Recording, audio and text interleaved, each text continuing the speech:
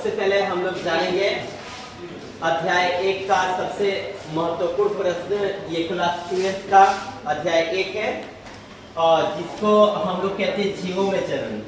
जीवों में चरण मतलब आपका ये जो चैप्टर है इसका नाम है जीवों में चरण और एनसीईआरटी में इकाई 6 है। ये मतलब क्लास 11 के बाद क्लास 12 में ये 6 लेसन से शुरू है। तो जीवों में चरण है। तो इस जीवों में चरण का जो सबसे महत्वपूर्ण प्रश्न है इस चैप्टर में आपको देखने को मिलेंगे। एनसीईआरटी का सबसे बेस्ट कंसेप्ट का सबसे महत्वपूर्ण प्रश्नों में से एक है। तो आइए सबसे पहले शुरू करते हैं इन प्रश्नों में से सबसे बेस्ट प्रश्न संख्या 1, जीवों के लिए जन्म क्यों अनिवार्य है। तो ऐसे में आप लोगों से मैं बता दूं, क्वेश्चन जो कह रहा है जीव के लिए जो जन्म है वो आवश्यक क्यों है, जन्म जरूरी क्यों है।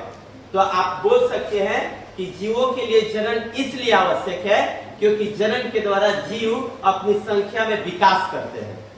इसलिए आप कह सकते हैं कि जीवों के लिए जन्म आवश्यक है। मतलब बिना शब्द को ये जो आंसर लिखा है इस आंसर को देखें, आप अपने शब्दों में लिख सकते हैं कि जीवों के लिए जन्म इसलिए आवश्यक है क्योंकि जीव जन्म कर अपनी संख्या में विकास करते हैं, अपनी संख्या को बढ़ाते हैं, इसलिए जीवों के लिए जन्म आवश्यक है। बस। लेकिन ये जो कहा है इसके अनुसार एक बार पढ़ लेते हैं, देख लेते हैं, समझ लेते हैं। कोई भी जीव अमर नहीं होता, उसकी एक निश्चित जीवन अवधि होती है। ये कहता है कि कोई भी जीव अमर नहीं होता, जितने भी जीव हैं उन जीवों में कोई जीव अमर नहीं होता। अमर सिर्फ वही जीव है जो एक कोशिकीय है। एक कोशिकीय जीव ही अमर है जो हमारी आंखों से दिखाई नहीं देते। लेकिन इस प्रश्न में बहुकोशिकीय जीवों की बात किया है।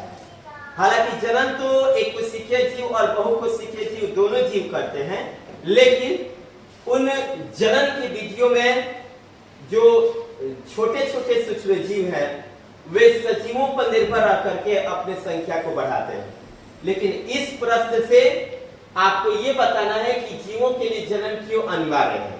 ये सारी बातें जो लिखा है ये नॉलेज के लिए लिखा है और अर्थात में आपको एक कंसेप्ट भी दे दिया है कि ये जीवों के विकास में सहायक है। तो ये सारी बातें जो आप पढ़ेंगे ये बातें आपके नॉलेज के लिए इंपॉर्टेंट है और रियलिटी आंसर यहाँ से होगा कि जनन सभी जीवों के लिए आवश्यक है क्योंकि ये जीवों के विकास में, जीवों की संख्या में सहायक होता है, संख्या बढ़ाने में मदद करता है। तो कोई भी जीव अमर नहीं होता, उसकी एक निश्चित जीवन अवधि होती है। जीव मरते हैं लेकिन प्रजाति की निरंतरता बनी रहती है। वो कैसे? जीव मर गया तो प्रजाति कैसे बनी रहेगी, आइए जानते हैं। प्रजनन प्रजाति की निरंतरता सुनिश्चित करता है। जीव तो मर गया, फिर मरने के बाद उसकी जाति भी जो बनी रहती है उसको बनाए रखने में प्रजनन अति महत्वपूर्ण है। यह मृत्यु के रूप में हुई जीवन हानि को गौण बना देता है। गौण का मतलब होता है सेकेंडरी, मतलब दूसरा पार्ट बना देता है। मतलब फर्स्ट में व्यक्ति मर गया तो सेकेंड में उसका जन्म पक्का है, वो किसी न किसी रूप में वो जन्म लेगा, किसी न किसी योनि में उसका जन्म होगा, है ना।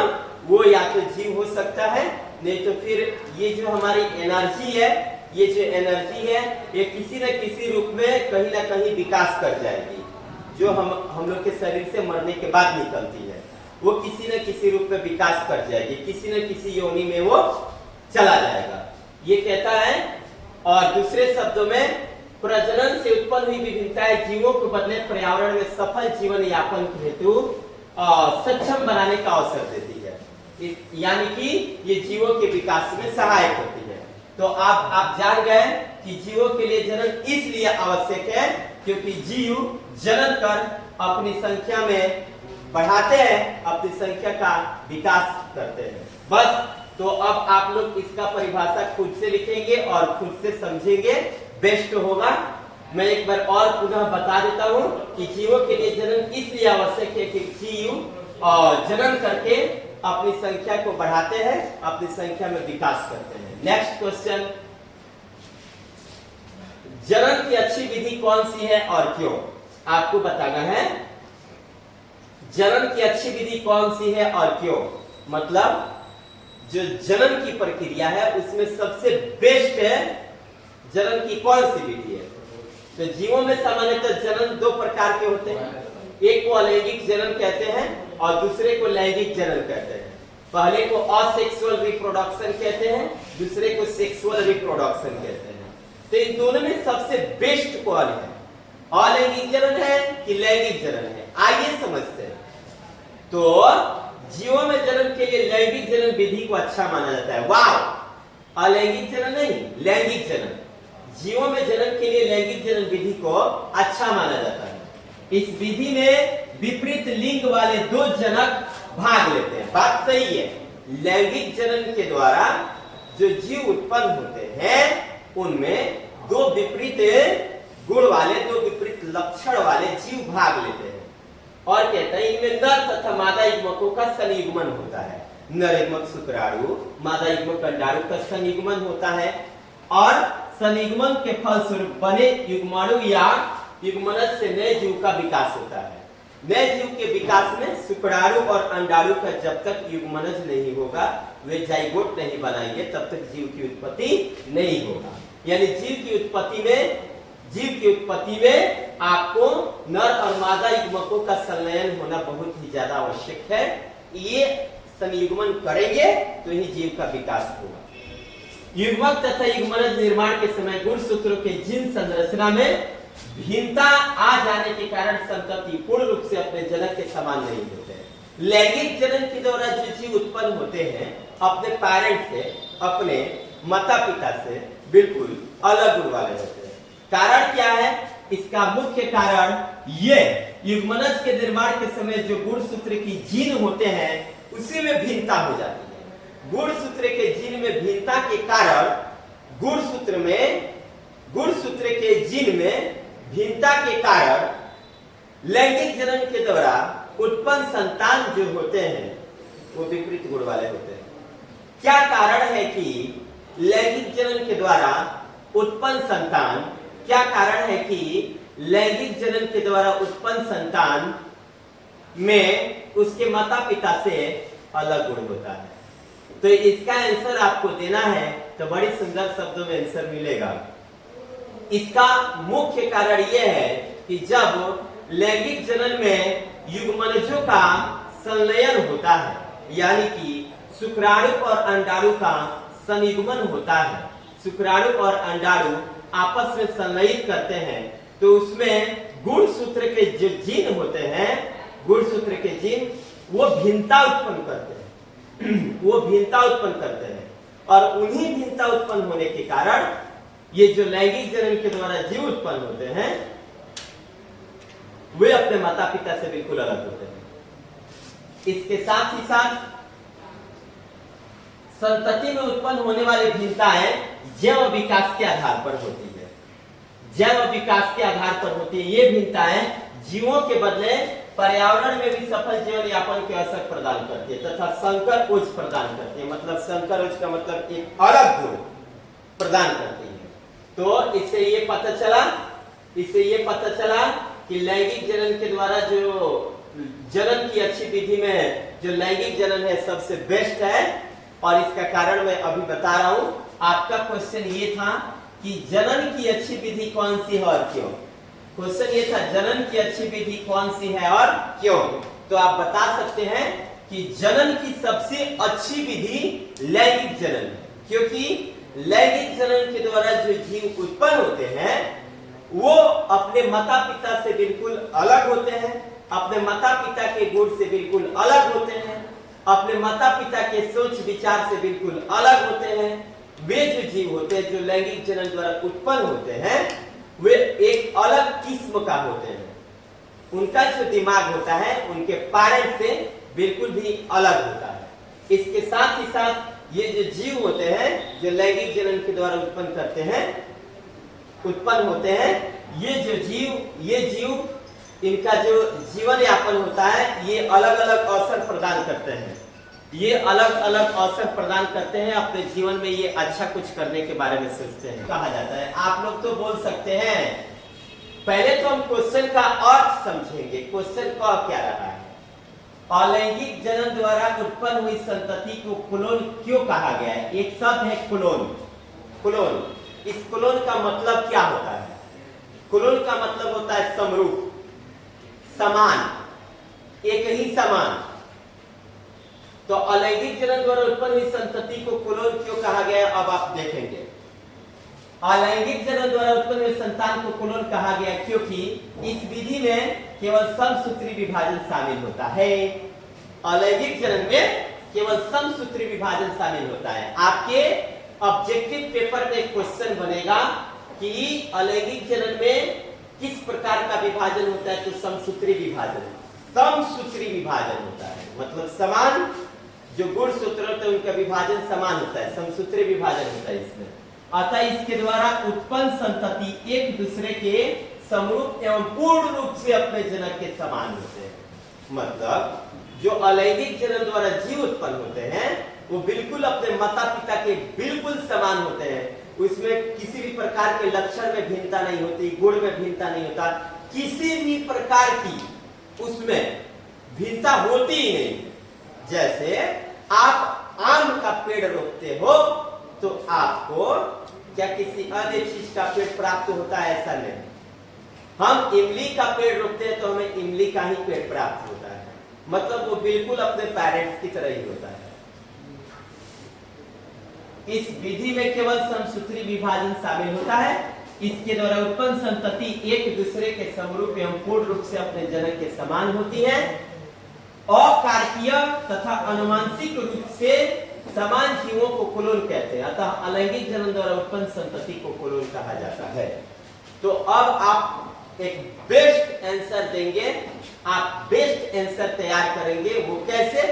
अब आप बता सकते हैं कि अलैंगिक जनन द्वारा उत्पन्न संतति को क्लोन क्यों कहा गया है? अलैंगिक जनन द्वारा उत्पन्न संतति को क्लोन इसलिए कहा गया है क्योंकि इसके द्वारा जो जीव उत्पन्न होते हैं वो बिल्कुल अपने माता पिता के, मतलब अपने जनक के समान होते हैं, बिल्कुल अपने जनक के समान होते हैं। इसमें किसी भी प्रकार की विभिन्नता नहीं पाई जाती है। इसलिए अलैंगिक जनन द्वारा उत्पन्न संतान को, उत्पन्न संतति को क्लोन कहा जाता है। डिफिनेशन आप लिखेंगे, अपने से इसको बनाएंगे। फिर से मैं एक बार और बोल देता हूं कि अलैंगिक जनन द्वारा उत्पन्न संतति को क्लोन क्यों कहा गया है? तो आप बोलेंगे कि अलैंगिक जनन द्वारा उत्पन्न संतति को क्लोन इसलिए कहा गया है क्योंकि इस जनन के द्वारा जो जीव उत्पन्न होते हैं वो बिल्कुल अपने जनक के समान होते हैं। उसमें किसी भी प्रकार की विभिन्नता नहीं पाई जाती है। वो गुण एवं लक्षण के आधार पर भी समान होते हैं। जैसे हम अगर किसी भी पौधा को रोपते हैं तो जो पौधा रोपते हैं वही पौधा हमें प्राप्त होता है, इसके जगह पे अन्य कोई पौधा उत्पन्न नहीं होता है।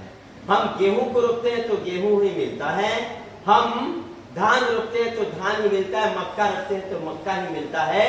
यानी कि इसमें जो जनक होते हैं उन्हीं के समान उसका संतति भी होता है। इसलिए हम कह सकते हैं कि अलैंगिक जनन द्वारा उत्पन्न संतति को क्लोन कहा गया है। आशा है कि आप लोगों को आ गया होगा समझ में। हम चलते हैं नेक्स्ट क्वेश्चन की ओर। आपका प्रश्न 4th नंबर ये रहा। क्वेश्चन है लैंगिक जनन के परिणाम स्वरूप, मतलब फल स्वरूप बनी संतति को जीवित रहने के अच्छे अवसर होते हैं क्यों? क्या यह कथन हर समय समझ सही होता है? क्वेश्चन देखो कितना बेस्ट है, मस्त क्वेश्चन है। क्वेश्चन है कि लैंगिक जनन के फल स्वरूप बनी संतति को जीवित रहने के अच्छे अवसर होते हैं। जो लैंगिक जनन द्वारा जीव उत्पन्न हुए होते हैं, जो संतान उत्पन्न हुए होते हैं, उनमें जीवित रहने का अच्छा अवसर होता है क्यों? देखो हम लोग लैंगिक जनन के द्वारा उत्पन्न हुए संतान हैं, तो हम लोगों में जीवित रहने का अच्छा अवसर होता है क्यों, ये बताना है। क्या ये हर समय सही है? देखिए तो क्या कहता है। लैंगिक जनन में विपरीत लिंग वाले तथा भिन्न आनुवंशिक संगठन वाले जीवों की आवश्यकता होती है। ये तो बात सही है कि लैंगिक जनन में विपरीत लिंग वाले, विपरीत लिंग मतलब इसमें जो जीव होते हैं लैंगिक जनन में, वो नर और मादा होते हैं, उनका लिंग अलग अलग होता है और ये आनुवंशिक संगठन वाले जीवों की जरूरत होती है। इसमें लैंगिक जनन द्वारा उत्पन्न संतति अपने जनकों के अथवा आपस में भी समरूप नहीं होते, न जनक के समान होते हैं न अपने आप में समान होते हैं। जैसे एक ही माँ के गर्भ से उत्पन्न 3 संतान 4 संतान, उन चारों का दिमाग बिल्कुल एक दूसरे से अलग अलग होता है, उनका दिमाग कभी भी एक समान नहीं होता है। मतलब माँ के गर्भाशय से उत्पन्न चारों संतान का दिमाग 4 प्रकार का होता है, उनका दिमाग कभी भी एक समान नहीं होता है। गर्भ एक संतान 4, चारों का दिमाग बिल्कुल अलग अलग, लेकिन गर्भ एक ही है। तो देखिए ये क्या करिश्मा है इसका, हम समझते हैं। ये कहता है इनमें विभिन्नताएं पाई जाती है। यह विभिन्नता युग्मक निर्माण के समय होने वाले अर्धसूत्री विभाजन में जिन विनिमय गुणसूत्रों का पृथक्करण तथा युग्मकों के यादृच्छिक संलयन के कारण उत्पन्न होती है। हम लोगों में लैंगिक जनन के द्वारा जो जीव उत्पन्न होते हैं इसमें विभिन्नता का कारण इसमें बता दिया। विभिन्नता का कारण इसलिए है क्योंकि जब अर्धसूत्री विभाजन होता है तो जीव जब क्रॉस करते हैं, क्रॉसिंग करते हैं आपस में, तो क्रॉसिंग के समय जो गुण होता है, लक्षण होता है, वो विभाजित हो जाता है। इसलिए हम लोग भिन्न गुण वाले पैदा होते हैं। ये विभिन्नताएं जीवों को बदले पर्यावरण में सफल उत्तरजीविता को संभावनाएं प्रदान करती है। ये पर्यावरण में लैंगिक जनन प्रायः अच्छे अवसर ही प्राप्त कराता है। लैंगिक जनन प्रायः अच्छे अवसर ही प्राप्त कराता है। हानिकारक लक्षण धीरे धीरे हमारी समष्टि से विलुप्त होती जाती है, लेकिन पर्यावरण की भी इसमें महत्वपूर्ण भूमिका होती है। ये जो पर्यावरण है, हम मनुष्यों को बदलने में पर्यावरण की भी महत्वपूर्ण भूमिका है। अभी हम समझाएंगे। हानिकारक लक्षण धीरे धीरे विलुप्त होता है और हमारे बदलने में पर्यावरण की महत्वपूर्ण भूमिका होती है। लक्षणों का चुना जाना, अच्छा होना या न होना पर्यावरण पर निर्भर करता है। पर्यावरण हमारा बेस्ट होगा तो हम भी बेस्ट होंगे, पर्यावरण हमारा बेस्ट नहीं होगा हम भी बेस्ट नहीं होंगे। अर्थात हमारे वातावरण में अच्छे प्रकार के जो लोग होंगे वो अच्छे बुद्धि देंगे, यानी हम अच्छे गुण को अपनाएंगे, हमसे गलत गुण हमसे दूर हो जाएगा। अगर हम गलत पर्यावरण में रहेंगे, गलत वातावरण में रहेंगे तो हमारे अंदर गलत गुण ही आएंगे, अच्छे गुण हमसे दूर भाग जाएंगे। तो एक तो महत्वपूर्ण बात यहाँ पे बनता है कि हम लोगों को अगर अच्छा बनना है तो हमें अच्छा पर्यावरण में रहना पड़ेगा। यहाँ पे ये बोलता है कुल मिलाकर लैंगिक जनन के परिणाम स्वरूप बनी संतति को जीवित रहने के अवसर होते हैं। तो अब हम क्वेश्चन को समझ लें।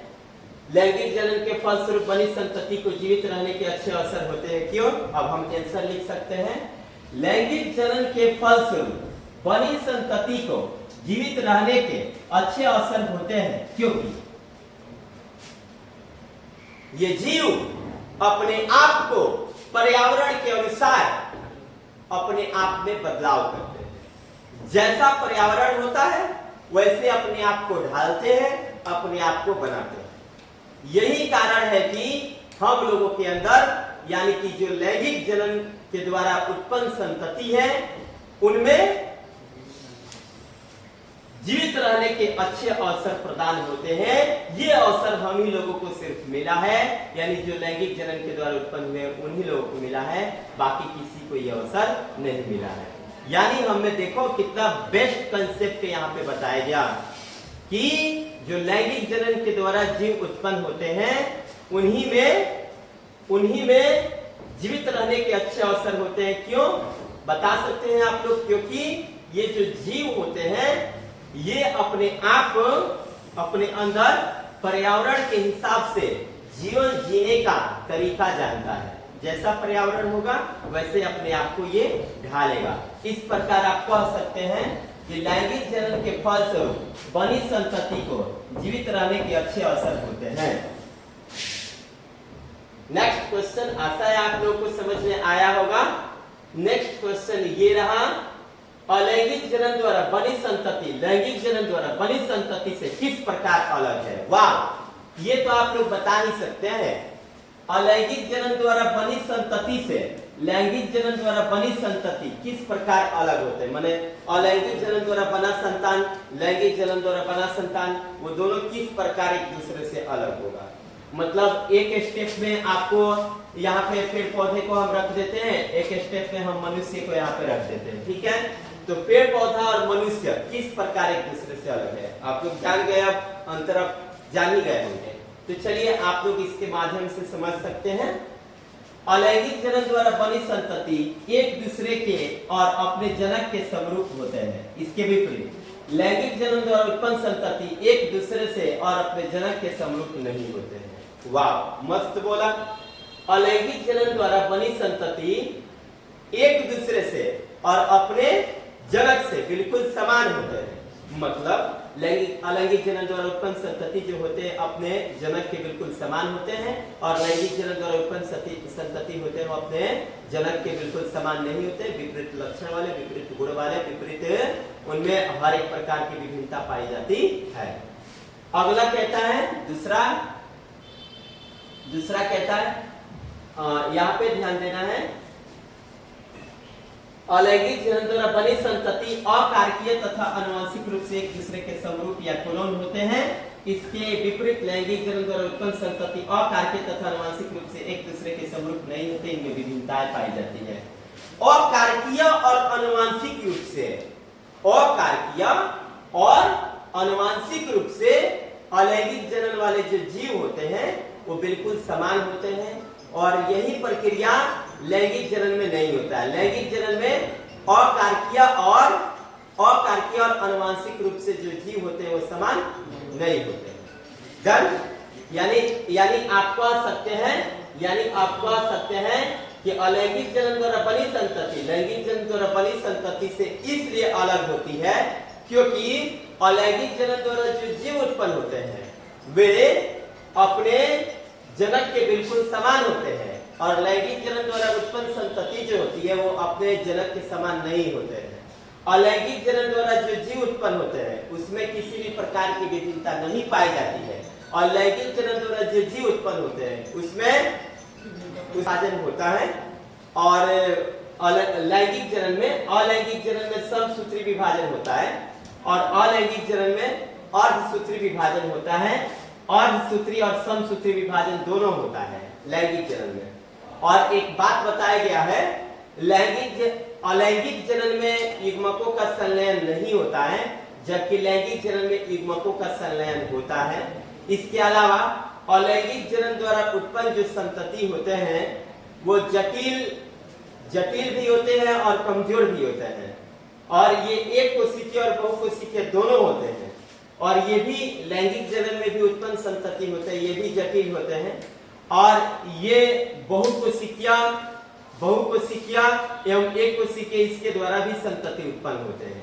लैंगिक जनन द्वारा भी एक कोशिकीय जीव उत्पन्न होते हैं और बहुकोशिकीय जीव भी उत्पन्न होते हैं। तो इस तरह से इन दोनों में ये अंतर रहा, और देखिए ये अपने से अंतर को बताया गया, और ये क्या कहता है इसको हम समझते हैं। देखिए ये क्या कहता है, अलैंगिक जनन और लैंगिक जनन में अंतर देखिएगा। अलैंगिक जनन में एकल जीव संतति उत्पन्न करने की क्षमता रखता है, मतलब इसमें एक ही जीव की उत्पत्ति होती है, एकल जीव ही उत्पन्न होते हैं।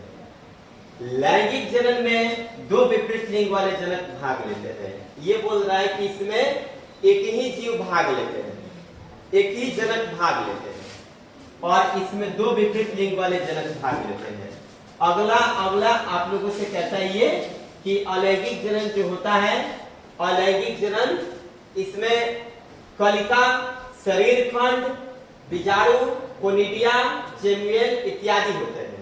मतलब ये अलैंगिक जनन के अंतर्गत आने वाले हैं। अलैंगिक जनन की इकाई कलिका, शरीर खंड, बीजाणु, कोनिडिया और जेमुएल इत्यादि होते हैं, और लैंगिक जनन में केवल इकाई युग्मक ही होता है। इसमें केवल इकाई युग्मक होता है, और इसमें जनन इकाई कलिका, शरीर खंड, बीजाणु, कोनिडिया और जेमुएल इत्यादि होते हैं। आगे कहता है अलैंगिक जनन में युग्मक जनन की प्रक्रिया नहीं होती है, जबकि लैंगिक जनन में युग्मक जनन की प्रक्रिया होती है। यानी कि सीधी सी बात है, अलैंगिक जनन में शुक्राणु और अंडाणु का निर्माण नहीं होता है, जबकि लैंगिक जनन में शुक्राणु और अंडाणु का निर्माण होता है। अलैंगिक जनन में इकाइयों का संयुग्मन या संलयन नहीं होता है, जबकि लैंगिक जनन में इकाइयों का संलयन होता है, यानी कि शुक्राणु और अंडाणु का संलयन होता है।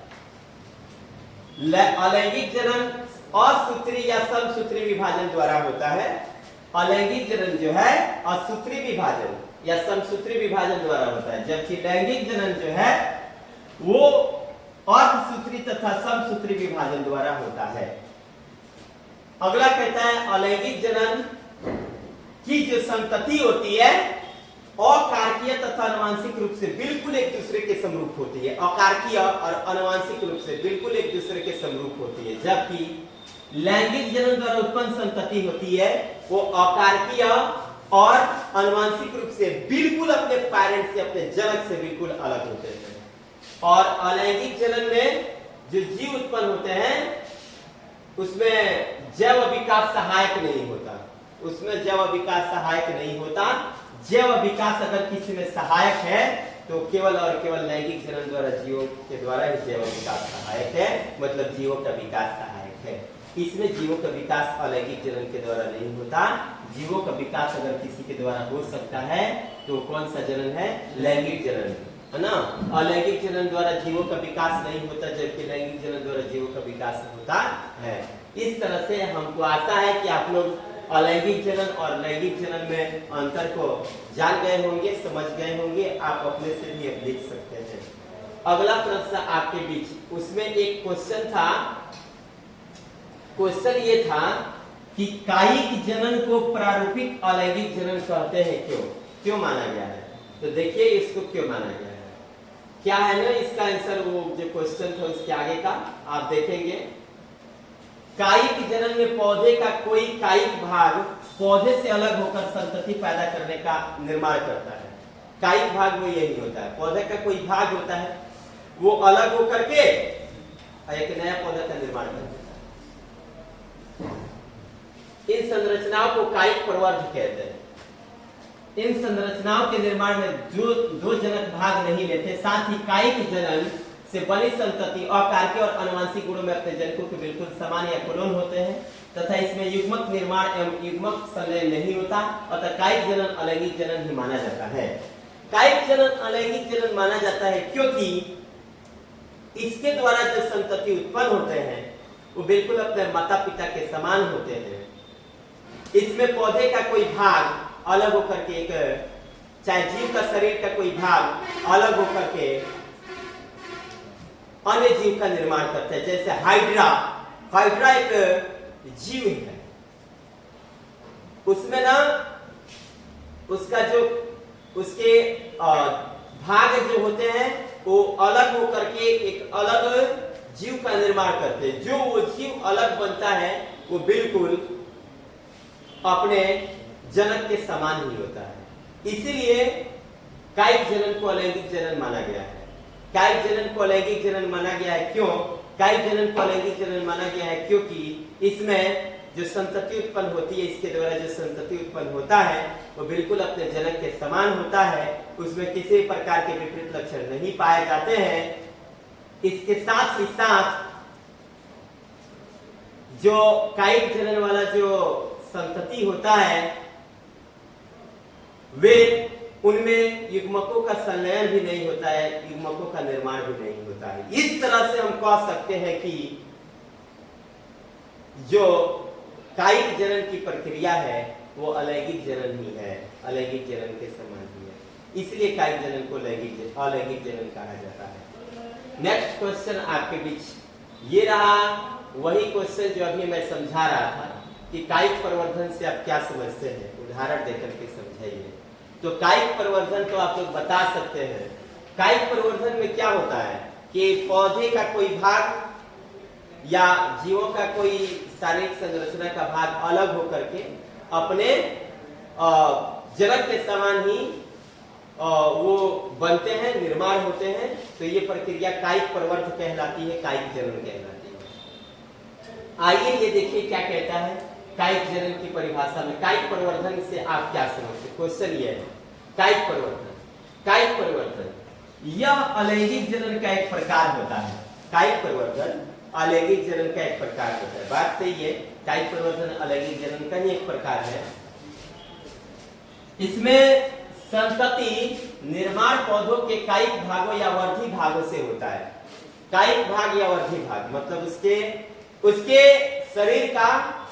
शरीर का ही कोई भाग अलग होकर के वो बनते हैं।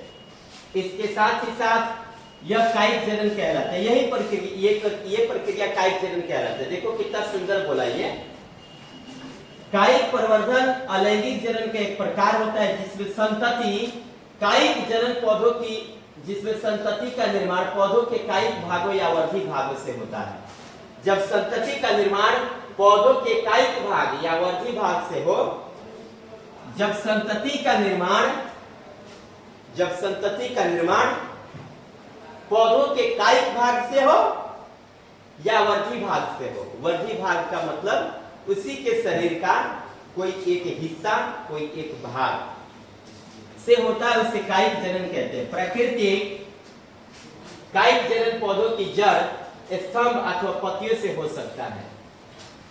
आलू के स्वस्थ कंद में उपस्थित छोटे छोटे गड्ढों में कलिकाएं पाई जाती है।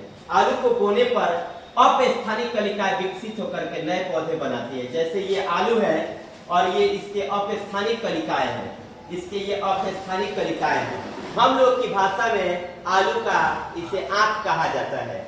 यही विकसित होकर के नए आलू का निर्माण करते हैं।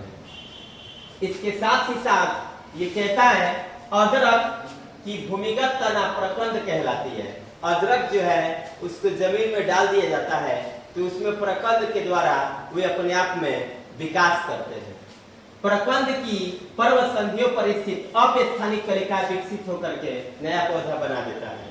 उनमें भी आंखें होती हैं, वे अपस्थानिक कलिका कहलाती हैं। ये आलू है, ये आलू की अपस्थानिक कलिकाएं हैं, ये आलू की अपस्थानिक कलिकाएं हैं। ये आलू की अपस्थानिक कलिकाएं ही विकसित होकर के नए आलू का निर्माण करते हैं।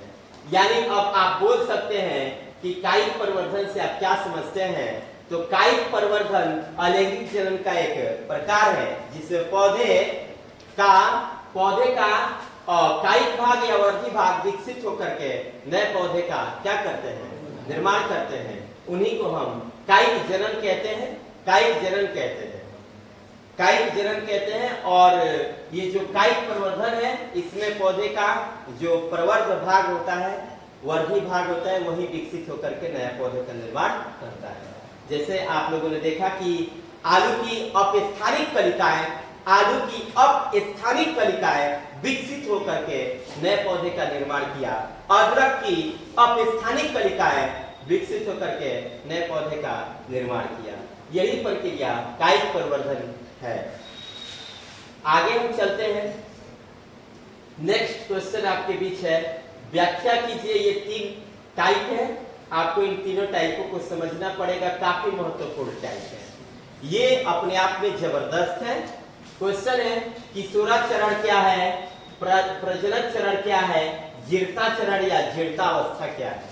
मतलब किशोरावस्था, युवावस्था और वृद्धावस्था, 3 अवस्था को आपको बताना है। प्रौढ़ावस्था, किशोरावस्था, युवावस्था, ये युवावस्था है, इस प्रजनन अवस्था कहते हैं, और ये है प्रौढ़ावस्था। देखिए इन तीनों को हम पढ़ रहे हैं, समझा रहे हैं, सिखाएंगे आपको कि इसमें क्या क्या होता है। चलिए देखना है। किशोरा चरण क्या है, किशोर चरण क्या है, या फिर किशोरावस्था क्या है। देखिए, सभी जीवधारी लैंगिक रूप से परिपक्व होने से पहले एक निश्चित वर्धी अवस्था से होकर गुजरते हैं। जितने भी इस पृथ्वी पर जीव हैं, वे जो सजीव हैं, जो बहुकोशिकीय हैं, वे परिपक्व होने से पहले, लैंगिक रूप से परिपक्व होने से पहले कुछ निश्चित अवस्थाओं से गुजरते हैं। इसके बाद वे लैंगिक जनन कर सकते हैं। इस अवस्था को प्राणियों में किशोरा चरण या किशोरावस्था के नाम से जाना जाता है। पौधों में यह अवस्था कायिक अवस्था कहलाती है। पौधों में किशोरावस्था को कायिक अवस्था कहा जाता है। इसकी अवधि अलग अलग जीवों में अलग अलग होती है। मतलब अब आप बता सकते हैं कि किशोरावस्था क्या है। तो किशोरावस्था जीवों की वह अवस्था है जिसमें जीव लैंगिक रूप से अपने आप को तैयार करते हैं, मतलब जन्म के लिए अपने आप को तैयार करते हैं। इसमें जीव जनन हेतु परिपक्व हो जाता है। यही वो अवस्था किशोरावस्था कहलाती है। और ये पौधों में यही अवस्था कायिक अवस्था कहलाती है। सभी जीवों में इसकी अवस्था जो होती है समान नहीं होती, अलग अलग होती है। मनुष्य में इसकी अवस्था किशोरावस्था की जो समय होता है वो अलग होता है। जीव जंतु जैसे जानवरों में कुछ अलग होता है ये अवस्था। तो किशोरावस्था आप लोगों को समझ में आया होगा कि किशोरावस्था एक ऐसी अवस्था है जिसमें जीव लैंगिक रूप से परिपक्व होते हैं और जन्म के लिए तैयार होते हैं। उसी को हम किशोरावस्था कहते हैं। इस अवस्था में भी मनुष्य के शारीरिक संरचना में, शारीरिक रूप में, शारीरिक अंगों में अनेक प्रकार के बदलाव देखने को मिलते हैं। यही अवस्था किशोरावस्था है। अगला आपके बीच अवस्था आती है प्रजनक चरण। प्रजनक चरण ये देखिए, किशोरावस्था अथवा कायिक अवस्था के समाप्त होने पर प्रजनक चरण अथवा जनन प्रवस्था शुरू हो जाती है। पौधों में इस अवस्था को पुष्पन अवस्था कहा जाता है। पौधों में ये प्रजनक अवस्था को पुष्पन अवस्था कहा जाता है। मनुष्य में यौनारंभ से इसका प्रारंभ होने लगता है, जिसमें अनेक शारीरिक एवं अकार्यीय परिवर्तन आ जाते हैं। इस चरण में जीव संतति उत्पन्न करने योग्य हो जाता है। यह अवस्था विभिन्न जीवों में अलग अलग होती है, अर्थात किशोर चरण एवं जीर्णता अवस्था के बीच की अवस्था को प्रजनन अवस्था कहते हैं। स्तनियों में मर्द चक्र या ऋतुस्राव चक्र प्रारंभ से मेनोपाज तथा प्रजनक चरण कहलाता है। आइए इसको हम समझते हैं अच्छे ढंग से। प्रजनक चरण क्या है? प्रजनक चरण क्या है? तो अब आप बता सकते हैं कि प्रजनक चरण जीवों का एक ऐसा चरण है जिसमें जीव प्रजनन हेतु, संतति उत्पन्न करने हेतु पूरी तरह से तैयार होता है, पूरी तरह से तैयार हो जाता है। प्रजनक चरण जीवों का एक ऐसा चरण है, प्रजनक चरण जीवों का एक ऐसा चरण है जिसमें जीव प्रजनन करके जीवों को उत्पन्न करने हेतु तैयार हो जाता है। इसके अलावा अब आप इसको एक और शब्दों में कह सकते हैं कि किशोरावस्था और जीर्णावस्था के बीच की अवस्था को हम प्रजनक अवस्था कहते हैं। किशोरावस्था या जीर्णावस्था के बीच की अवस्था को हम प्रजनक अवस्था कहते हैं। मतलब प्रजनक अवस्था में क्या होता है, जो जीव होता है ना, किशोरावस्था के बाद जीव प्रजनक अवस्था में जाता है और वो संतति उत्पन्न करने हेतु तैयार हो जाता है। मतलब उसकी शादी विवाह हो जाती है और वो जीवों की उत्पत्ति करने हेतु क्या होता है, तैयार हो जाता है। इसके अलावा एक और तरीका से आप इसको समझ सकते हैं। प्रजनक अवस्था में ऋतुस्राव चक्र देखने को मिलता है ना। इस अवस्था में जीव शिशु को जन्म दे सकता है, शिशु को जन्म हेतु वो तैयार हो जाता है। तो प्रजनक अवस्था आप लोग समझे होंगे, किशोरावस्था और जीर्णावस्था के बीच की अवस्था को प्रजनक अवस्था कहते हैं। इसके अलावा अब हमारी तीसरी अवस्था आती है, थोड़ा अवस्था या जीर्णता चरण। तो अब हम जानेंगे जीर्णावस्था या जीर्णता चरण को, मतलब ये तीसरी अवस्था है। यह जीवन चक्र की अंतिम अवस्था अथवा तीसरी अवस्था है। वाव, जीवन चक्र की सबसे अंतिम अवस्था, जीवन चक्र की सबसे अंतिम अवस्था और तीसरी अवस्था है। इस अवस्था में प्रजनन आयु की समाप्ति हो जाती है ना। प्रजनन आयु की समाप्ति को जीर्णता चरण या जीर्णता अवस्था कहा जाता है। इस चरण में प्रजनन क्षमता के साथ साथ उपापचयी क्रियाएं धीमी होने लगती है, ऊतकों का क्षय होने लगता है, शरीर के अंग धीरे धीरे कार्य करते हैं और अंत में व्यक्ति की, जीव की मृत्यु हो जाती है, इसे वृद्धावस्था भी कहा जाता है। तो जीर्ताचरण या जीर्तावस्था, जिसे वृद्धावस्था के नाम से जाना जाता है, जीर्ताचरण या जीर्तावस्था जिसे वृद्धावस्था के नाम से जाना जाता है, यह जीवों की सबसे आखिरी और अंतिम और तीसरी अवस्था है। इस अवस्था में जो जीव होता है, इस अवस्था में जो जीव होता है उसकी प्रजनन क्षमता धीरे धीरे कम होने लगती है, यानी कि अब उससे संतति उत्पन्न करने की क्षमता धीरे धीरे घटने लगता है। उसकी शारीरिक संरचना भी अब कम कार्य करती है, शरीर भी ढीला पड़ने लगता है और व्यक्ति धीरे धीरे इस अवस्था को खोते खोते चला जाता है। अंत में व्यक्ति की मृत्यु हो जाती है। तो ये है ये 3 अवस्था। आशा है कि आप लोग को समझ में आया होगा। तो अगला हमारे बीच आता ये क्वेश्चन, काफी मस्त क्वेश्चन है ये दोनों क्वेश्चन 9 और 10 नंबर। इसको हम लोग समझेंगे। अपनी जटिलता के बावजूद बड़े जीवन ने लैंगिक प्रजनन को क्यों अपनाया? अपने जटिलता के बावजूद भी, हम लोग जटिल हैं, फिर भी हमने लैंगिक जनन को क्यों अपनाया, ये सब बोल रहा है। तो कहते हैं कि लैंगिक जनन अलैंगिक जनन की तुलना में जटिल और विस्तृत और धीमी प्रक्रिया है। यह अधिक ऊर्जा एवं संसाधनों की मांग करता है। लैंगिक जनन अधिक संसाधनों की मांग करता है, लेकिन फिर भी जटिल पादपों एवं जंतुओं ने इसी को अपनाया। संतति परस्पर तथा अपने जनकों के समरूप नहीं होती, इसमें विभिन्नताएं पाई जाती है। विभिन्नताओं के कारण जीवधारी स्वयं को अपने वातावरण से अनुकूलित किए रहते हैं। विभिन्नताओं के कारण जीवों की जीवन शक्ति जो होती है उसकी वृद्धि होती है। विभिन्नताओं के कारण जीवों की जीवन शक्ति में वृद्धि होती है और विभिन्नताओं के कारण ही जैव विकास होता है। लैंगिक जनन जीवधारियों के प्रतिकूल परिस्थितियों में जीवित रहने में सहायक होता है। यही कारण है कि बड़े जीवधारियों ने शारीरिक जटिलता के साथ साथ लैंगिक जनन को भी अपनाया। तो अब आप मेरे शब्दों में आप इसका आंसर सुनेंगे। अपनी जटिलता के बावजूद भी बड़े जीवन ने लैंगिक प्रजनन को इसलिए अपनाया।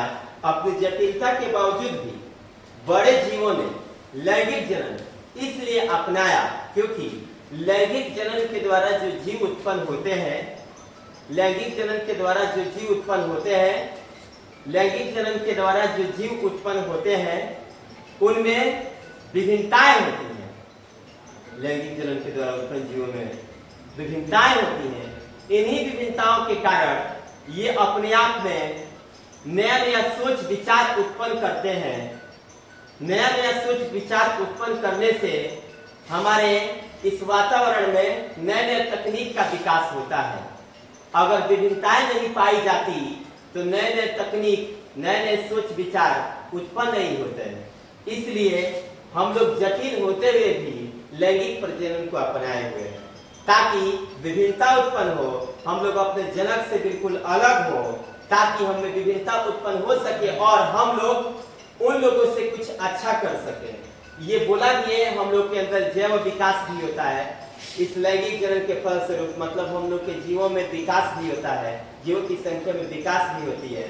इसलिए इसके तहत भी हम लोग कह सकते हैं कि अपनी जटिलता के बावजूद भी हम लोगों ने लैंगिक प्रजनन को क्या किया है, अपनाया है।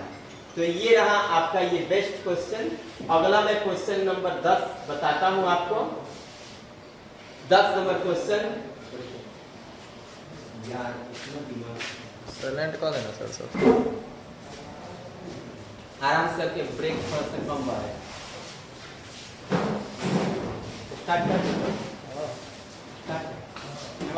चलिए, तो 10 नंबर क्वेश्चन आपके बीच शुरू होता है। 10 नंबर क्वेश्चन, व्याख्या करके बताइए कि अर्धसूत्री विभाजन तथा युग्मक जनन सदैव अंतर संबंधित होते हैं क्यों?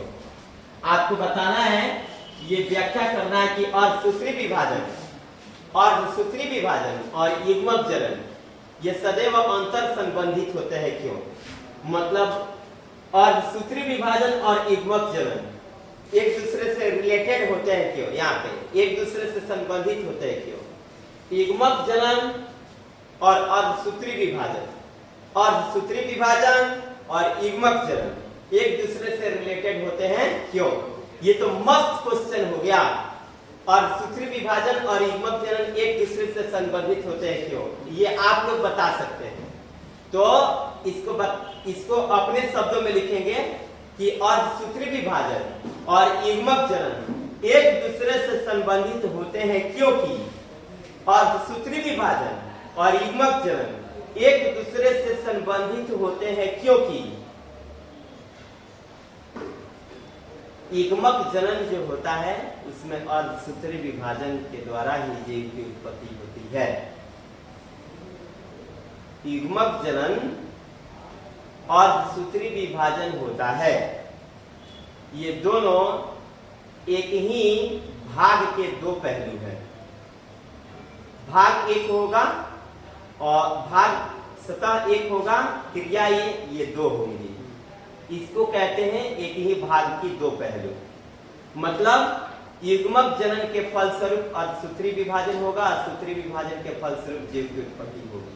इसलिए हम कह सकते हैं कि ये दोनों एक दूसरे से संबंधित हैं। युग्मक जनन अर्धसूत्री विभाजन से संबंधित है क्यों, एक दूसरे से संबंधित है क्यों, मतलब अर्धसूत्री विभाजन युग्मक जनन से अंतर संबंधित है क्यों। तो अब आप बता सकते हैं युग्मक जनन अर्धसूत्री विभाजन से अंतर संबंधित है क्योंकि युग्मक जनन के फलस्वरूप ही अर्धसूत्री विभाजन होता है, और जब अर्धसूत्री विभाजन होता है तो नई संतति की उत्पत्ति होती है। नई संतति तब उत्पन्न हो सकती है जब युग्मक जनन में युग्मक जनन होता है, यानी जब जाइगोट बनते हैं उनका अर्धसूत्री विभाजन होता है। तो इस प्रकार हम कह सकते हैं कि अर्धसूत्री विभाजन युग्मक जनन से अंतर संबंधित है। समझ में आया होगा आप लोगों को। तो ये अर्धसूत्री विभाजन युग्मक जनक से किस प्रकार संबंधित है आपको पता चला होगा कि जब तक अर्धसूत्री विभाजन युग्मक जनन होता है तो जीवों के विकास के समय अर्धसूत्री विभाजन होता है। ये दोनों एक दूसरे से क्या है, रिलेटेड है। तो आप कह सकते हैं कि नहीं कह सकते हैं कि अर्धसूत्री विभाजन युग्मक जनन एक दूसरे से क्या है, अंतर संबंधित। अगला प्रश्न आपके बीच आता है ये, प्रत्येक पुष्पीय पादप के भाग को पहचानिए और लिखिए कि वह अगुणित है कि द्विगुणित। मतलब अगुणित और द्विगुणित में आपको डिवाइड करना है। मस्त कंसेप्ट है, मस्त क्वेश्चन है, आपको इसको समझना पड़ेगा। आपके पेपर में एक क्वेश्चन जरूर होगा ऑब्जेक्टिव में। कैसे? प्रत्येक पुष्पीय पादप के भाग को पहचानिए। ये पुष्पीय भाग है, ये सब पुष्पीय भाग है, और ये पुष्पीय भाग को पहचान करके बताना है कि इसमें कौन अगुणित है और कौन द्विगुणित है। तो चलिए पहचानते हैं। अंडाशय यानी ओवरी द्विगुणित है। परागकोश यानी एंथर द्विगुणित है। अंडा या डिंब यानी कि ओवेन ये अगुणित है। परागकण यानी पोलन ग्रेन ये अगुणित है। नर युग्मक यानी कि मेल गैमेट ये भी अगुणित है। मेल नर युग्मक एक अलग हो गया, मादा युग्मक अलग हो गया, है ना। तो ये अगुणित होते हैं, और ये मिलते तो द्विगुणित होते हैं। इसका मतलब ये हुआ। और युग्मनज द्विगुणित होता है क्योंकि युग्मनज में नर युग्मक और मादा युग्मक ये दोनों आपस में संलयन करते हैं, तो इसलिए युग्मनज द्विगुणित होता है। स्पेशली नर युग्मक अगुणित, मादा युग्मक अगुणित। स्पेशली दोनों जब अलग अलग है तो अगुणित, लेकिन जब युग्मनज का निर्माण करेंगे तो द्विगुणित। तो इस तरह से ये काफी मोस्ट इंपॉर्टेंट भाग है, इसको याद करना अति आवश्यक है। अगला भाग आपके बीच बनता है। एक और क्वेश्चन यहाँ पे बोला है कुछ इंपॉर्टेंट नोट्स में, युग्मनज शुक्राणु तथा अंड को मिलने से बनी द्विगुणित संरचना होती है। मतलब यहाँ पे नोट्स में बोला है कि जो युग्मनज होते हैं यानी कि जाइगोट होते हैं वो शुक्राणु और अंड के मिलने से बनी होती है, इसलिए वे क्या होते हैं, द्विगुणित होते हैं। ये बता भी दिया है कि युग्मनज द्विगुणित क्यों होते हैं। युग्मनज द्विगुणित होते हैं क्योंकि वह शुक्राणु और अंडाणु से मिलकर के बने होते हैं। नेक्स्ट क्वेश्चन आपके बीच ये रहा, 12 नंबर क्वेश्चन मस्त क्वेश्चन होगा भाई। बाह्य निषेचन की व्याख्या कीजिए, इसके नुकसान भी बताइए। बाह्य निषेचन क्या है और इसके नुकसान भी बताना है। तो जीव शरीर से बाहर जलीय माध्यम में होने वाला निषेचन बाह्य निषेचन कहलाता है। एक्सटर्नल रिप्रोडक्शन फर्टिलाइजेशन क्या है? बाह्य निषेचन क्या है? और external fertilisation, external fertilisation, what is external fertilisation? मतलब जीव शरीर से बाहर जलीय माध्यम में होने वाले निषेचन बाह्य निषेचन कहलाता है। जलीय माध्यम में होने वाले निषेचन को बाह्य निषेचन कहते हैं। अधिकांश शैवालों में, मछलियों में और उभयचर प्राणियों में शुक्राणु तथा अंडाणु का संलयन शरीर से बाहर जल में होता है, इसे ही बाह्य निषेचन कहते हैं। मस्त बताया बाह्य निषेचन को। क्या बताया बाह्य निषेचन में? आप समझेंगे कि जीव शरीर से बाहर, यानी जीव जो होता है अपने शरीर से बाहर निषेचन करता है। जीव शरीर से बाहर जलीय माध्यम में, शरीर से बाहर जलीय माध्यम में निषेचन को हम लोग बाह्य निषेचन कहते हैं। शैवालों में, मछलियों में और अनेक प्रकार के उभयचरों में शुक्राणु और जो अंडाणु होते हैं उनका संलयन जीवों के शरीर से बाहर जल माध्यम में होता है। इसी को हम बाह्य निषेचन कहते हैं। इसको दूसरे शब्दों में आप बोल सकते हैं, निषेचन की वह विधि जिसमें निषेचन जीव के शरीर के बाहर होता है उसे बाह्य निषेचन कहते हैं। यह अधिकांशतः जलीय जीवों में होता है, जैसे शैवाल और मछली। नेक्स्ट क्वेश्चन, यहाँ पे आपको आंतरिक निषेचन भी दिया है और बाह्य निषेचन का हानि भी बताया है। तो चलिए एक बार हम इसको समझ लेते हैं।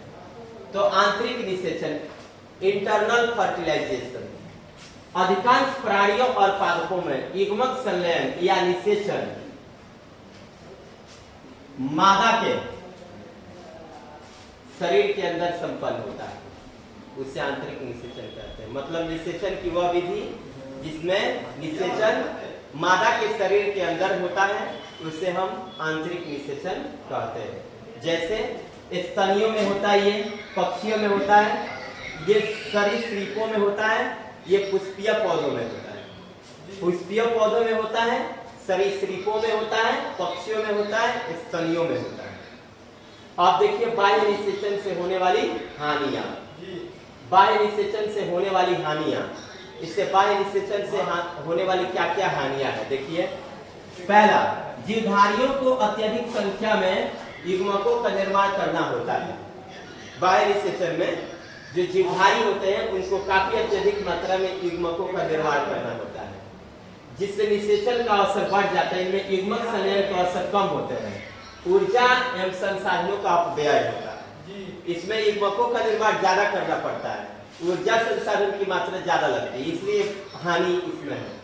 संतति शिकारियों द्वारा शिकार होने की स्थिति से गुजरती है। मतलब जैसे मछली हो गई तो उसको जन्म के पहले उसको शिकार कर लिया जाएगा, ये भी संभावना बना रहता है। इसके फलस्वरूप उनकी उत्तरजीविता जोखिमपूर्ण होती है, मतलब खतरा होता है ऊपर।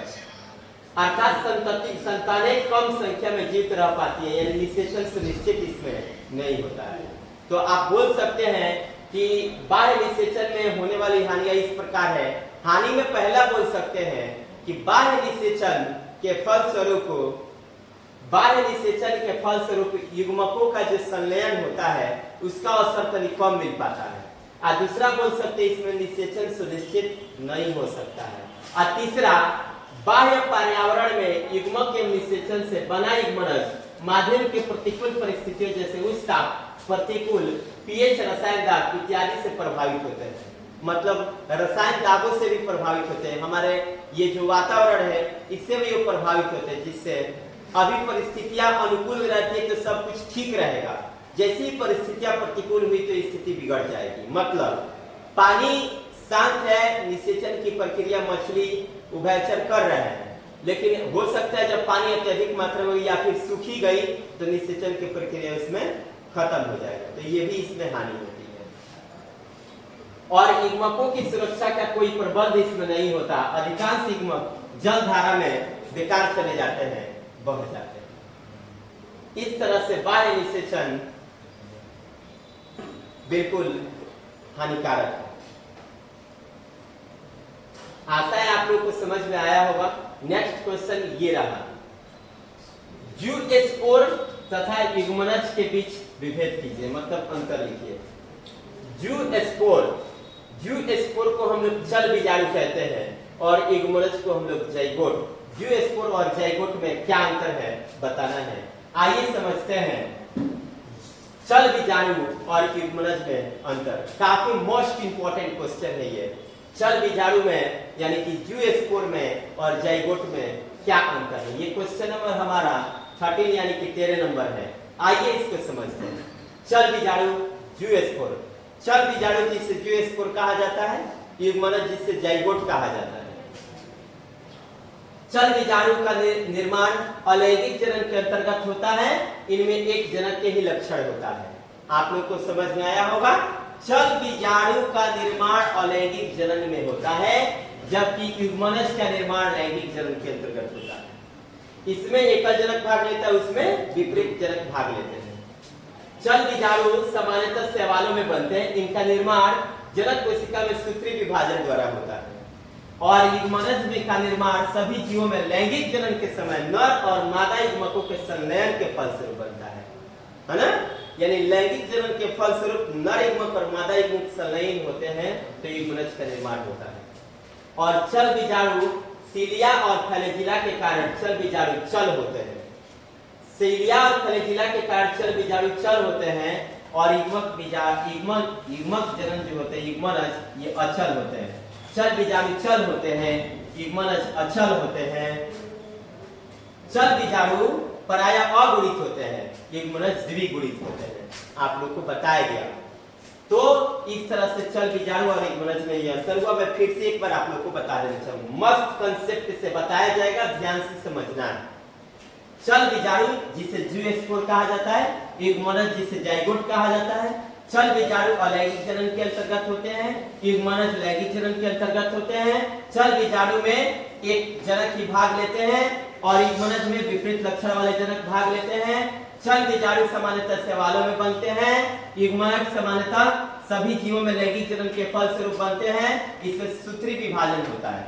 चल बीजाणु सीलिया फ्लैजिला के कारण चल होते हैं और युग्मनज अचल होता है।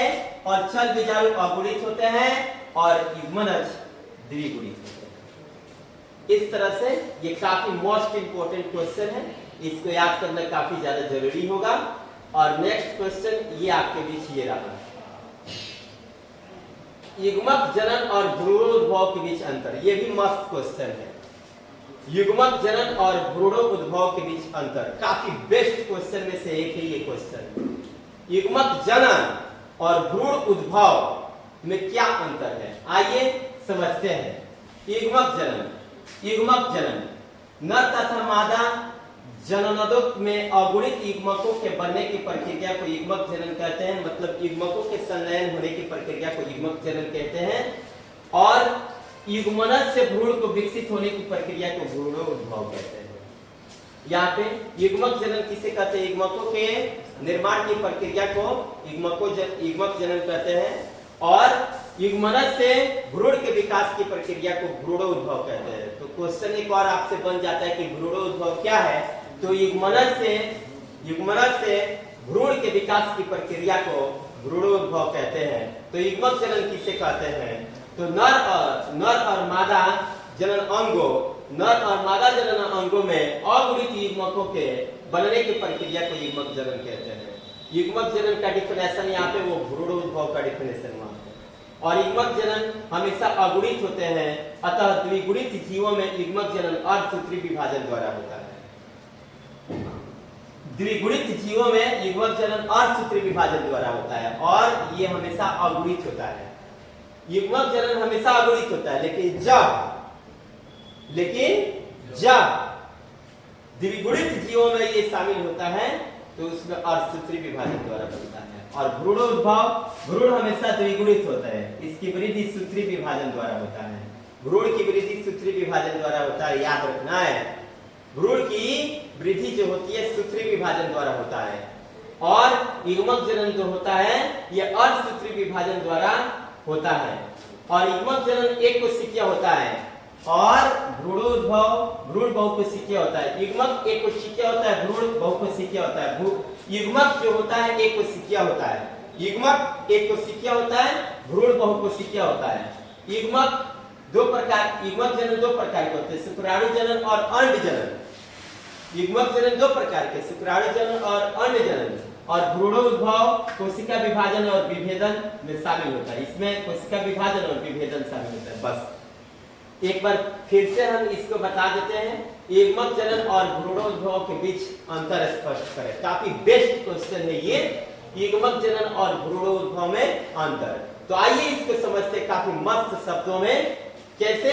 युग्मक जनन नर तथा मादा जनन अंगों में अगुणित युग्मकों के बनने की प्रक्रिया को युग्मक जनन कहते हैं। अगुणित युग्मकों के बनने की प्रक्रिया को युग्मक जनन कहते हैं। और युग्मनज से भ्रूण के विकसित होने की प्रक्रिया को भ्रूणोद्भव कहते हैं। युग्मक जनन हमेशा अगुणित होते हैं और द्विगुणित जीवों में ये अर्धसूत्री विभाजन के फलस्वरूप बनते हैं, इसके द्वारा होता है ये। और भ्रूणोद्भव जो होता है हमेशा द्विगुणित होता है और इसकी वृद्धि जो होती है सूत्री विभाजन के द्वारा होती है।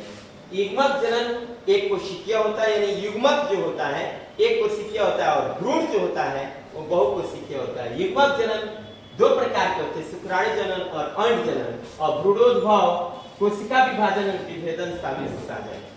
आगे क्वेश्चन आपके बीच ये क्वेश्चन है 15 नंबर क्वेश्चन, काफी जबरदस्त क्वेश्चन। एक पुष्प में निषेचन पसच परिवर्तन की व्याख्या कीजिए। निषेचन के पहले निषेचन पसच घटना, निषेचन पसच घटना, निषेचन पसच घटना मतलब निषेचन के होने की पहले की घटना को बताना है। अभी निषेचन हुआ नहीं है, उसके पहले की घटना को बताना है, उसमें क्या क्या होता है। आइए देखते हैं। पुष्प में निषेचन पसच परिवर्तन, निषेचन के फलस्वरूप बीजांड से बीज तथा अंडाशय से फल आवरण का निर्माण होता है। आप लोग को समझ में आया? निषेचन के फलस्वरूप, निषेचन के फलस्वरूप बीजांड से बीज और अंडाशय से फल आवरण का निर्माण होता है। बाह्य दलपत्र पुंकेसर सूख कर गिर जाते हैं। बाह्य दलपत्र और पुंकेसर सूख कर गिर जाते हैं। युग्मनज विभाजन एवं विभेदन द्वारा भ्रूण में बदल जाता है। युग्मनज यानी ज़ायगोट जो होता है विभाजन एवं विभेदन द्वारा भ्रूण में बदल जाता है। अंडाशय की भित्ति फल भित्ति बनाती है। अंडाशय की जो भित्ति होती है वो क्या बनाती है? फल भित्ति बनाती है। तो ये क्वेश्चन था। एक पुष्प में निषेचन पसच, ये निषेचन पसच है मतलब निषेचन के बाद है, निषेचन के बाद की घटना, एक निषेचन की पहले की घटना। ये निषेचन पसच घटना मतलब निषेचन के पश्चात की घटना को बताना है। तो निषेचन पसच घटना में क्या क्या परिवर्तन होता है आप देख लीजिए। निषेचन के फलस्वरूप बीजांड से बीज बनते हैं और अंडाशय से फल आवरण का निर्माण होता है। बीजांड से बीज बनता है, अंडाशय से फल आवरण का निर्माण होता है। और बाह्य दलपत्र पुंकेसर सूख करके क्या होते हैं? गिर जाते हैं। और युग्मनज जो होते हैं वो विभाजन और विभेदन के द्वारा भ्रूण में बदल जाते हैं। युग्मनज जो होता है विभाजन होता है, उसमें विभाजन होता है, युग्मनज में विभाजन होता है और उसमें विभेदन होता है, तो वो किसमें बदल जाते हैं? भ्रूण में। और नेक्स्ट अंडाशय की जो भित्ति होती है वो फल भित्ति बनाती है। यानी फल भित्ति बनाने में अंडाशय की भित्ति सहायक है। तो अब आप बोल सकते हैं कि एक पुष्प में निषेचन के बाद कौन कौन सी घटना घटती है। तो आप बोल सकते हैं निषेचन के बाद घटने वाली घटना बीजांड से बीज बनता है, अंडाशय से फल आवरण का निर्माण होता है। बाह्य दलपत्र और पुंकेसर सूख करके गिर जाते हैं और युग्मनज विभाजन और विभेदन करके भ्रूण में बदल जाते हैं और अंडाशय की भित्ति फल भित्ति का निर्माण करती है। नेक्स्ट क्वेश्चन आपके बीच ये रहा। एक द्विलिंगी पुष्प क्या है? अपने आसपास के 5 द्विलिंगी पुष्पों को एकत्रित कीजिए और अपने शिक्षक के सहायता से इसके सामान्य और वैज्ञानिक नाम का पता कीजिए। द्विलिंगी पुष्प तो आप लोग जानते ही हैं, जब पुष्प नर जनन अंग पुमंग और मादा जनन अंग जयांग दोनों उपस्थित होते हैं, उसे द्विलिंगी पुष्प कहते हैं। द्विलिंगी पुष्प किसे कहते हैं? नर जनन अंग जयांग, पुष्प के नर जनन अंग को जयांग कहते हैं, और पुष्प के मादा जनन अंग को पुष्प के नर जनन अंग को पुमंग कहते हैं। पुष्प के नर जनन अंग को पुमंग कहते हैं। पुष्प के नर जनन अंग को पुमंग कहते हैं और पुष्प के मादा जनन अंग को जयांग कहते हैं। और जब ये दोनों एक ही में रहता है तो इसे द्विलिंगी पुष्प कहते हैं। पुष्प के नर जनन अंग को पुमंग और पुष्प के मादा जनन अंग को जयांग, और ये जब दोनों एक ही में रहता है तो इसे द्विलिंगी पुष्प कहते हैं। सामान्यतः यहाँ पे दिया गया है द्विलिंगी पुष्पों के नाम।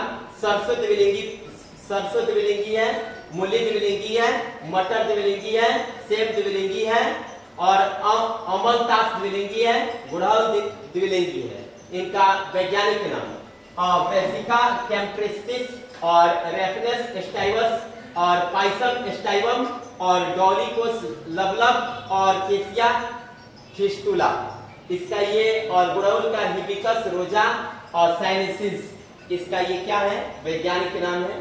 तो इसको आप लोगों को ये द्विलिंगी पुष्पों का नाम और इनके वैज्ञानिक नाम ये एग्जाम पेपर में कभी कभार पूछ लिया करता है। अधिकांशतः पूछने में यही आता है कि सरसों का जो सरसों है वो कौन सा पुष्प है, तो आप कह देंगे द्विलिंगी पुष्प। या फिर सरसों कौन सा पौधा है तो द्विलिंगी पौधा, और मूली कौन सा पौधा है तो द्विलिंगी पौधा, मटर द्विलिंगी, और सेब द्विलिंगी, और अमलतास द्विलिंगी, और गुड़हल ये भी द्विलिंगी।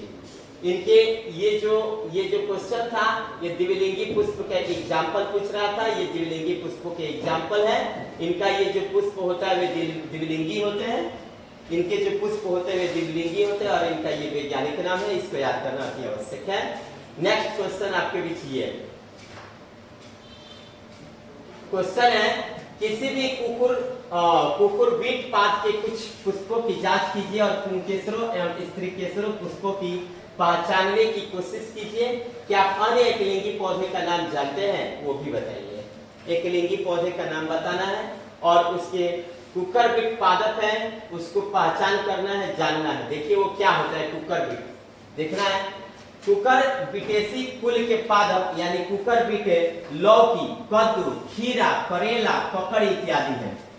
कुकुरबिट में क्या क्या आता है? कुकुरबिट में लौकी आता है, कुकुरबिट में कद्दू आता है, कुकुरबिट में खीरा आता है, कुकुरबिट में ककड़ी आता है। आप इनके नाम से इनको जब आप सामने देखो तो सबकी संरचना लगभग समान ही हो रही है। मतलब वो एक लंबे लंबे भाग में ही फट रहे हैं और लतर के रूप में ही फट रहे हैं, वो कुकुरबिट है। और देखो कुकुरबिट पुष्प एकलिंगी होते हैं। कुकुरबिट जो पुष्प होते हैं वो एकलिंगी होते हैं। नर पुष्प में अंडक अनुपस्थित होता है, नर जो इसका पुष्प होता है उसमें अंडक अनुपस्थित होता है। मादा पुष्प में पुंकेसर अनुपस्थित होता है। यहाँ से बहुत इंपॉर्टेंट बात ये बोल रहा है, नर पुष्प में अंडक अनुपस्थित होता है और मादा पुष्प में पुंकेसर अनुपस्थित होता है। और नर पुष्प पुंकेसरों तथा मादा पुष्प स्त्रीकेसर कहलाते हैं। नर पुष्प जो होता है, नर पुष्प वो पुंकेसरी कहलाता है और मादा पुष्प स्त्रीकेसरी कहलाता है।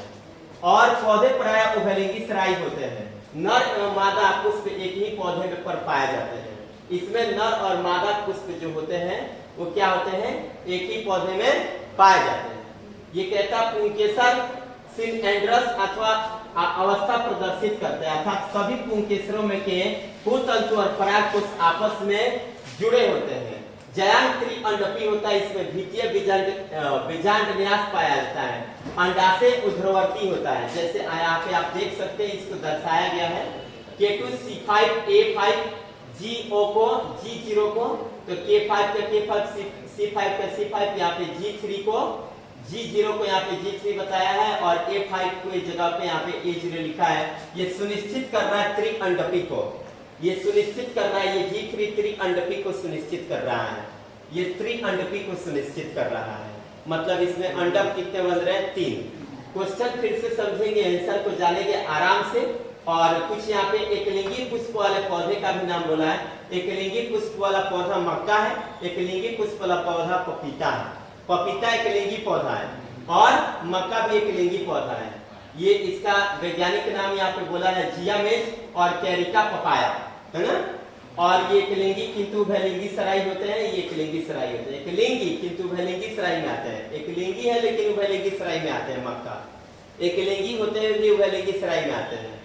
और पपीता जो है ये एकलिंगा सराई है। आइए फिर से एक बार क्वेश्चन को हम जानते हैं, आराम से प्यार से समझेंगे, मस्त समझेंगे एक बार और। किसी भी कुकुरबिट पादप के कुछ पुष्पों की जांच कीजिए। कुकुरबिट पादपों के पुष्प मतलब फूल की क्या करना है, जांच करना है। और पुंकेसर और स्त्रीकेसर पुष्पों की पहचान कीजिए। उसके पुंकेसर और स्त्रीकेसर पुष्पों की पहचान करना है। कुकुरबिट पौधे के पुष्पों को, कुकुरबिट पौधों के पुष्पों की जांच करना है और उसकी स्त्रीकेसर के और उसके पुंकेसरों की जांच करना है। और आप अन्य एकलिंगी पौधों को भी नाम बताइए, वो भी आपको बताना है। तो आइए इसको जानते हैं। कुकुरबिटेसी कुल के पादप यानी कुकुरबिट में लौकी आता है, कुकुरबिट में कद्दू आता है, कुकुरबिट में खीरा आता है, कुकुरबिट में करेला आता है, कुकुरबिट में ककड़ी आता है। कुकुरबिट पुष्प एकलिंगी होते हैं। कुकुरबिट पुष्प जो होते हैं एकलिंगी होते हैं। नर पुष्प में अंडक नहीं होता।